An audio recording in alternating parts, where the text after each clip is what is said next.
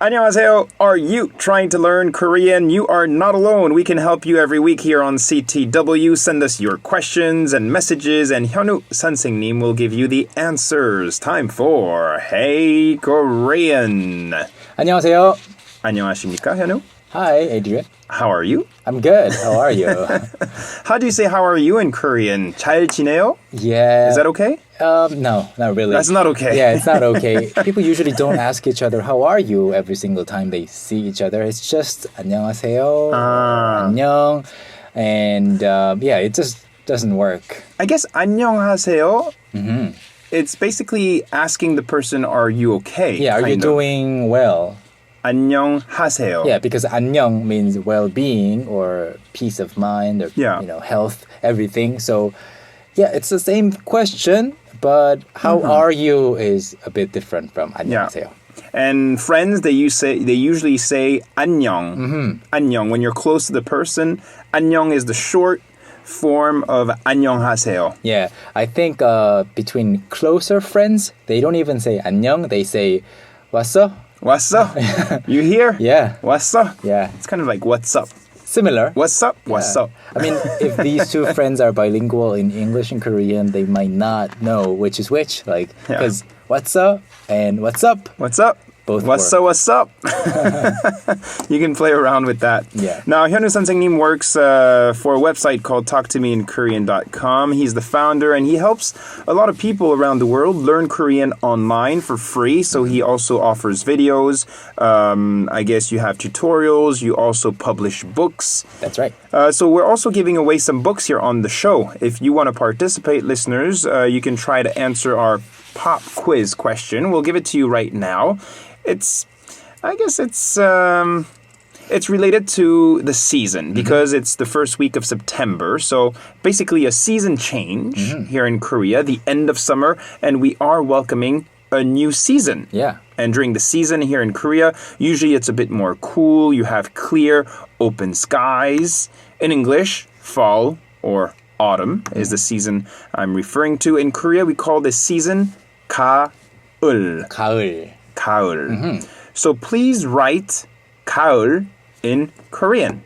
Korean alphabet. Okay. That's simple. Yeah, it is very simple. It's just a two-syllable word. So please write 가을 on our message board in 한글. 한글, Korean alphabet. And if you're selected, you will be winning a book sponsored to us by Hyunwoo. talktomeinkorean.com. Now, you also have another chance later on if your, let's say, your audio clip is selected. If you send us a voice message of you talking or singing in Korean, and if you hear your voice on our show, we will also send you a copy of that book. Okay. Stick around. If you have some questions, also you can use our message board, and we will try to answer them in part 3. We're going to be kicking off with some words. That's Hyunwoo, right. Yeah. Which ones do you want to talk about? Okay, so the 4 words or 2 pairs of words that I have for you today are 수고 versus 고생 and 습관 versus 버릇. And don't worry if you don't know any of these 4 words because It's okay. you can learn them today. Yeah. So the first pair, 수고 versus 고생. Yes. 수고. 수고. When I work with people, oftentimes when they leave or at the end of a message, they say 수고하세요. Yeah, 수고하세요. So 수고하세요 is basically a greeting saying, hey, keep up the good work, or I'm leaving first, things like that. Just acknowledging the fact that the other person is working. And 수고하셨습니다 is in the past tense, and it means you've done good work. Good work. Yeah, or you've worked hard. So basically you're saying thank you for the hard work. At the end of the show, for instance, I always tell my writer and our producer, I always say, 수고하셨어요. 수고하셨습니다. Yes. So you've done a great job, and usually that's also what I hear at the end. Yeah.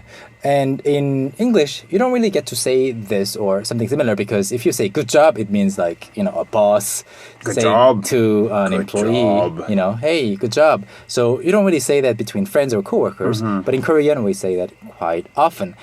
And that is 수고, so hard work or just going through a hassle of doing something. An effort. Yeah, it's an effort. 수고. And also here, 고생도. 고생했어요. That's also pretty common when Yeah. you finish a project, when you finish your work. Yeah. 고생했어요. In the same context. Yeah.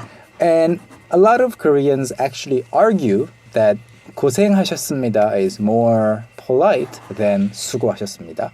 So some people insist that you should use 고생하셨습니다 to somebody older and not use 수고하셨습니다 to older people.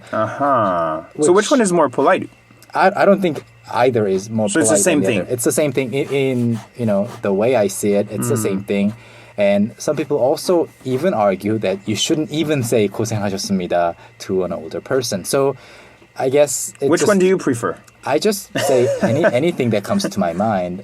I think it's better to say these things than to not say anything. Okay. Or some people argue that you should just say 감사합니다. 감사합니다. But it's not the same thing as actually saying 수고하셨습니다. 고생하셨습니다.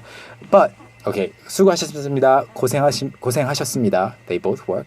Okay. But when you look at them like separately, just If you 고생, analyze, just 고생, it's a bit different because it means suffering. 고생. Yeah. So 고생. That's why I hear sometimes 고생이 많아요. Yeah. When someone is like working really hard, or let's say it's really hot outside and you have to be there. Yeah. So 고생이 많아요. Yeah, so 고생 is a little more physical, a little more on the negative side. So if you are a computer programmer and you are doing difficult work, it's usually 수고. But if you are a programmer and you are not sleeping and you are not eating, you are having a lot of physical difficulty as well, that's 고생. 고생한다. Yeah. So, yeah, 고생 is a little more physical, a little more negative.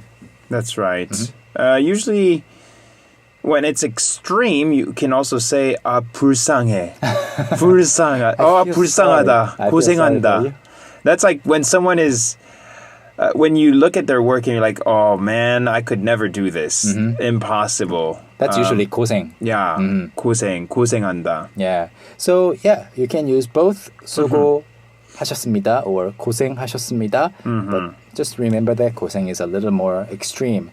Okay. And the next pair of words, these are also quite confusing sometimes. 습관 and 버릇 Both of them mean habit. yes, habit. But I think 버릇 is negative. Yeah, for some reason, 습관 and 버릇 used to mean the same thing. Yeah. Exactly the same thing, maybe 500 years ago. But over the course of many years, 습관 has become this is based on Chinese, and this has become a neutral term. Yeah. Whereas 버릇 has become a negative term. Sure. Do you have any habits, Hyunwoo? Any 습관, good habits? I think I have a lot 좋은 of 습관? I have a lot of 습관 that I actually deliberately formed. So like what? Like working out in the morning or having only 2 cups of coffee a day, not more, things like that. Okay. But I do also have a lot of 버릇, 버릇. which are not so positive. So like what, for instance? I Come guess- on, reveal yourself. Well, watching too many YouTube clips Well is that's a habit that I have. okay. But I didn't really try to form it.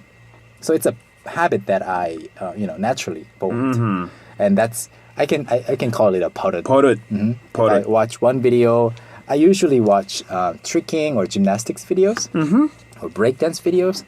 I can never stop at one video. Like, yeah, more. Yeah, all these related videos that pop up, like right below the video. So usually when you're addicted to something, you consider that 버릇. Yeah, 버릇. But when it's something good, maybe it's a sport, Yeah. or maybe, I don't know, for myself, I drink a big cup of water every morning as soon as I get up. Yeah, that's good. So maybe that's a good habit. So 습관. Yeah, 좋은 습관. Exactly. And also, if you have sleeping habits or drinking habits that are not so good, people can call those 잠버릇 and 술버릇.